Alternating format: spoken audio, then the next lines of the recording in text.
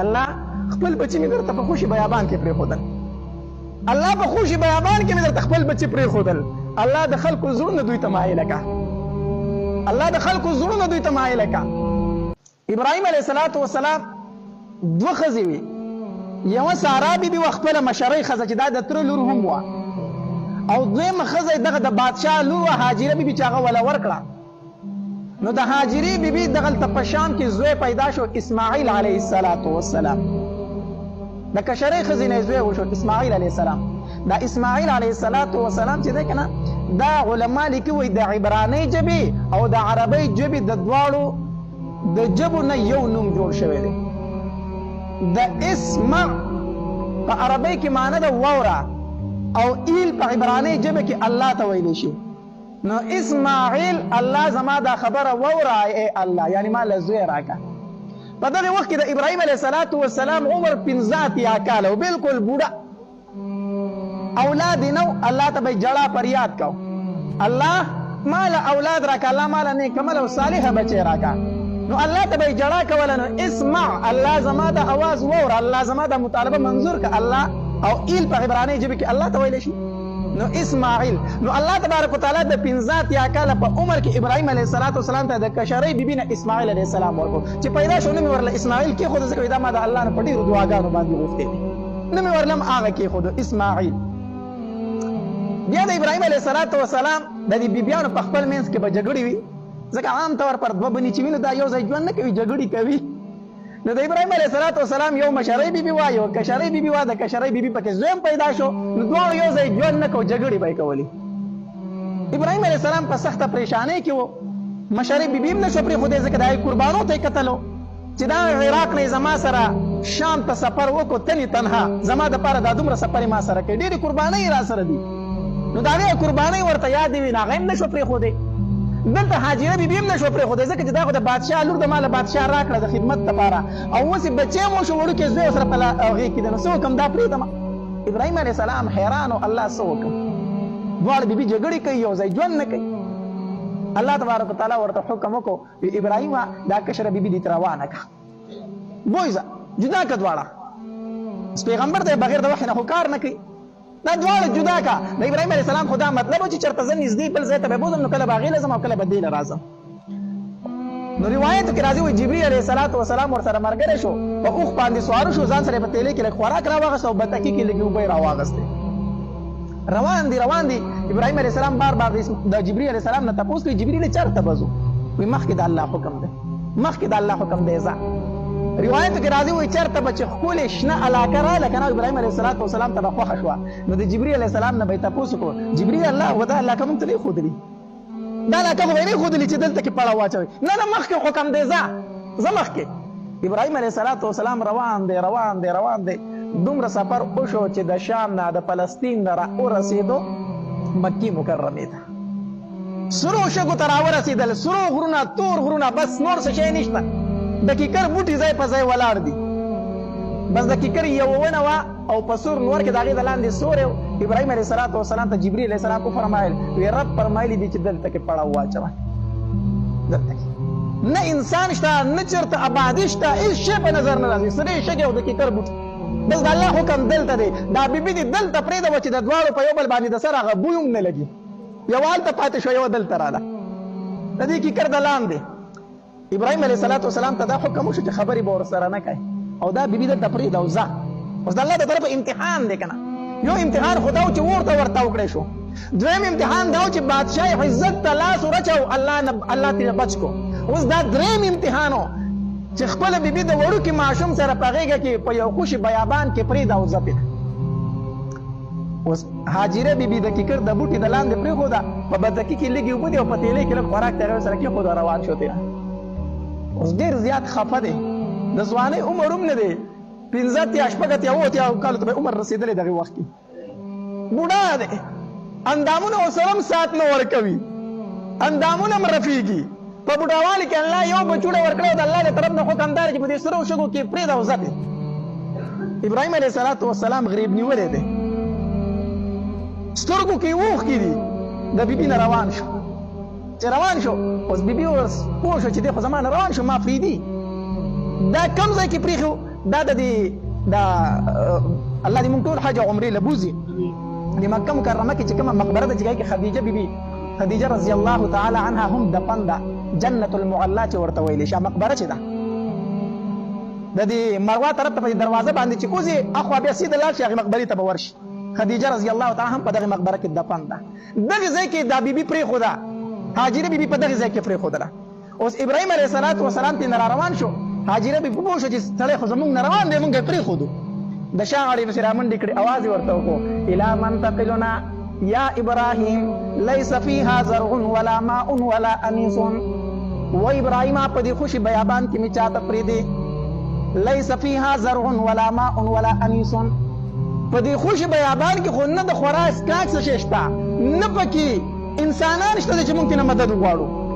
دلته وایي شي نشته په دې خوشي بیابان کې د مونږ چاته پرې دی و ابراهيم عليه السلام غریب نیولې د شاته نه ګوري ضعیف دی سپینګری دی بوډا دی روان دی تینا هاجره بیبي پس بیا را منډي کې بیا وته आवाज کوي الی من تقلنا یا ابراهيم ليس فيها زرع ولا ماء ولا انيس ابراهيم په دې خوشي بیابان کې ما چاته پرې دی چاته نه پرې دی په دې سوچو کې ما په چا باندې سپاري ابراهيم عليه السلام په شا باندې نه ګوري نو کله چې تر صفا مروه منځ کې دا سعی پوره کې په دې مروه باندې دا سعی خلاص شي کنه نو التباب المروه دی پاغي دروازه به مروه غونډه کنه پاغي دروازه به اوسي دغه دروازې دې زید ته چې ابراهيم عليه السلام را ورسېد کنه نو هاجري بیبي شاغړي د قمیص نه راټینګ کو وینیو او بیا ورته الی من تقلنا یا ابراهيم په چا مسپاري دلته کې سوق دي نو ابراهيم عليه السلام ورته داسې په شا باندې وکتل نو د سترګو نه وښ کې را روان شي چې سترګو نه وښ کې را روان شي نو هاجره بیبي پوه شوه وی الله امرک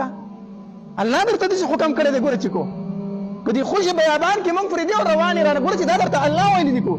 ابراهيم عليه السلام ورته سر وسانډه وی ما ته الله فرمایلی دي هغه زورور زنانه و د پیغمبر سره پاتې شي وی زه چې کوم الله درته حکم کړی هغه الله به مونږ نه ضایع کوي کوم الله چې تا ته حکم کړی هغه الله به مونږ چیرې نه سپوري دا معمولی زنانه نه وخه دا هغه زنانه ده چې د بادشاه لور ده دا هغه زنانه ده چې د پیغمبر ښځه ده او دا هغه زنانه ده چې د پیغمبر مور ده وی زه چې کوم رب ته ته ویلي هغه رب به مونږ چیرې نه سپوري زه ابراهیم عليه السلام را روان شو دغه مکه خو ټول غونډۍ دي که نه د هغوی د سترګو نه راپناه شو نو داسې په یو غونډکۍ باندې ودرېد او الله ته یې لاسونه اوچت کړو او دعاګانې شروع کړې قرآن او دعاګانې ذکر کړي دي ربنا انی اسکنت من ذریتی بواد غیر ذی زرع عند بیتک المحرم الله خپل بچی مې درته په خوشي بیابان کې پرېښودل الله په خوشي بیابان کې مې درته خپل بچی پرېښودل الله د خلکو زړونه دوی ته مایله که الله د خلکو زړونه دوی ته مایله که هغه د ابراهيم عليه السلام دعا ده د هر سړي په زړه کې دا خواهش دی چې ما دغه ځای ولیدلی چې په نوم مسلمان دی هغه دا خواهش لري کاش چې زه دغه ځای ته لاړی او ما دغه ځایونه ولیدلی دا د ابراهيم عليه السلام دعا ده دعا یې وغوښتې وه وی الله د خلکو زړونه دې ځای ته مایله کړه چې دې ځای ته حاضري کوي او راځي ځکه خوشه بیابان ما به کې بچي پرېښودل الله څوک شته ورسره هم ده وړوکی د غېږې ماشوم دی ورسره الله نو خلک خو ورله خواله راوله که نه الله او بیا دعا وکړه الله ورزق اهلهم من الثمرات الله دوی ته د میوونه ورکه د میوونه میوې دوی ته ورکه هغه داسې ځمکه ده چې په هغې کې شین بوټی نه و ابراهیم علیه السلام دعا کوي الله څه ورته ورکه میوې ورته ورکه هغه د ابراهیم علیه السلام دعا ده مکه مکرمه کې د هر موسم میوه تا ته میلاویږي او تازه به درته میلاویږي حیران او ارزان هم ده ګران هم نه یقین به لو که حیران به شي حیران یو انار واخله یو انارو په خوراک په ستړی شي دومره غټ غټ انارونه دي د هغې ځای هغه کیلي څومره خوندورې کې دا د ابراهیم علیه السلام او دعا د الله میوې ورته ورکړه دا نه چې غنم او جوهر ولې ورکړه ځکه چې څه په ماشینانو پسې به بیا ګرځي څوک ورسره شته هم نه الله میوې ورله ورکړه چې خوند ترې نه هم اخلي او غذا هم ده هغه د ابراهیم علیه السلام دعاګانې الله تبارک وتعالی قبوله کړي دي هاجره بیبي په دغې ځای کې پرېښوده او ابراهیم علیه السلام کې واپس لاړ شام ته په بتکي کې لږې اوبه وي لږ خوراک و هغه وخوړلی شو اوبه ختمې شوې هاجرې بیبي سره نه د خوراک څه و نه د څښاک څه و په سینو کې چې کمپوی و هغه هم وچ شو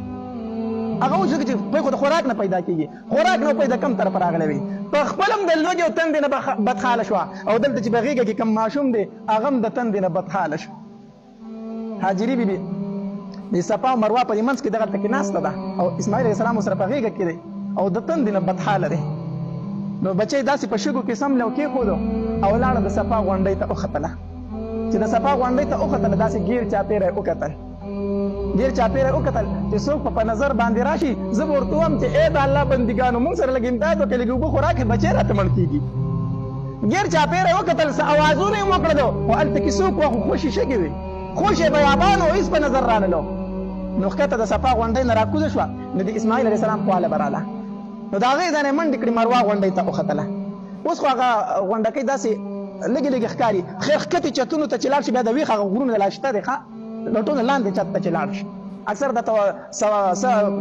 دا سړی اوس ډبرې چتونو کې کېږي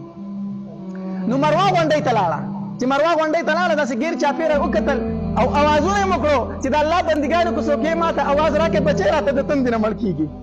په هغې ځای نه هم جواب میلاو نه شو نو د مروه غونډۍ نه بیا راکوزه شوله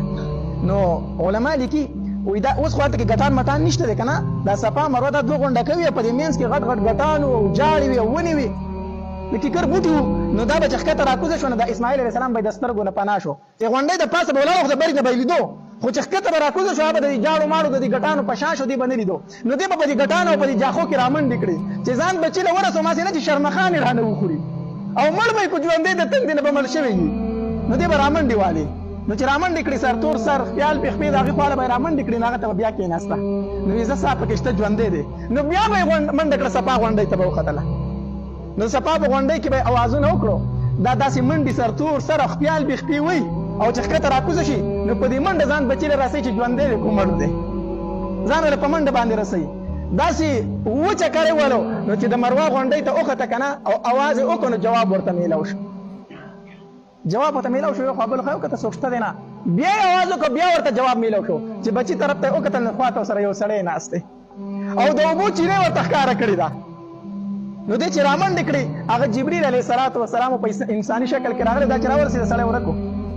ورکو چینه ښکاره شوې وه وي دې زر زر شګې راتاو کړه دي د هغې نه وي زم زم زم زم نبي علیه السلام فرمایلي وي هاجري مور کو تېنه دا شګې نه وي تاو کړی دا زمزم به د ډېر حده پورې خورې شوې وي او هغې زر په دغې ځای باندې را ایسارې کړې وي اوبه دي زه به یې ځاله دلته ایسارې کړم هسې نه چې بیا رانه وچې شي چېرته هغې ځای کې هغه اوبه یې را ایسارې کړې په خپله یې وڅکلې او بچي ته یې وڅکولې هغه د زمزم چینه ده الحمدلله اوس دې نه مسلمانان اوبه څښي او ډېرې برکتي اوبه دي او ډېرې خوږې اوبه دي هر ملک ته چې ته لاړ شي د اوبو خوند بدلېږي که نه خو د زمزم اوبه چې د هر ملک انسان راشي په هغه باندې خوږې لګي هغه ته د هغې د خوند فرق نه محسوسېږي حالانکه د هر ملک د اوبو خوند جدا جدا وي خو د زمزم اوبه په هر انسان باندې خوږې لګي او دارنګې د ملک اوبه چې بدل شي نو سړي باندې بد هم راځي که نه زمزم اوبه په هر چا باندې سمې راځي الله دې مونږ ټول بوځي الله دې مونږ بار بار بوځي چې کله لاړ شي که نه نو د زمزم اوبه ډېرې څکه ډېرې څکه او دا رنګ چې کله دې وڅکلې ځان دې موړ کړو که نه نو با ګیلاس پې تې اوبه راوله دا مخ پې وینځه اړیزمینې پرتې پای کې به خلک مخونه وینځي دا مخ پې وینځه په دې سر ځان ته واړوه په دې بدن ځان ته واړوه ښه ځان پې سیراب که زمزم اوبه ډېرې څکه هغه د زمزم اوبه دي چې دا جبري علیه السلام د اسماعیل علیه السلام دپاره ښکاره کړی